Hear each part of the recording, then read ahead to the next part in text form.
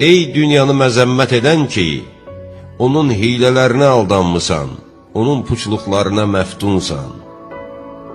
Dünyaya aldanmısan və onu məzəmmət edirsən, sən ona günah yükləyirsən, yoxsa dünya sənə günah yükləyir? Dünya səni harda və nə vaxt avara qoydu, yaxud nə vaxt aldatdı? Atalarının torpağa düşüb çürüdükləri yerlərlə, yoxsa analarının torpaq altındakı yataqları ilə? Öz əllərinlə nə qədər kömək etdin və öz əllərinlə nə qədər qulluq göstərdin?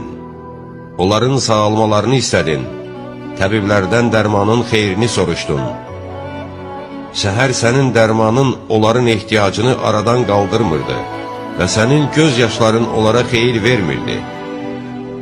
Sənin qorxun onların heç birinə fayda vermədi. Onun barəsində öz istəyinə çatmadın və öz gücünlə ondan uzaqlaşdıra bilmədin. Həqiqətən dünya ona inanan üçün düzlük diyarıdır.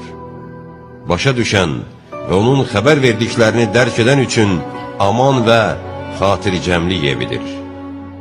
Ondan azuqə götürən kəs üçün varlılıq diyarıdır. Ondan nəticə çıxaranlar üçün öyüd yeridir. Dünya, Allahın mələklərinin namazgahı, ilahi vəhyin nazil olma məkanı və Allahın dostlarının ticarət yeridir ki, onda rəhmət və mərhəməti əldə edərlər və qazancları cənnət olar. Dünya, uzaqlaşacağından xəbərdar etdiyi, ayrılacağı barədə haray saldığı, özünün və əhlinin fani və yox olacağından agah etdiyi halda onu kim məzəmmət edə bilər? Buna görə də peşmançılıq səhərində insanların bir dəstəsi onu məzəmmət edərlər.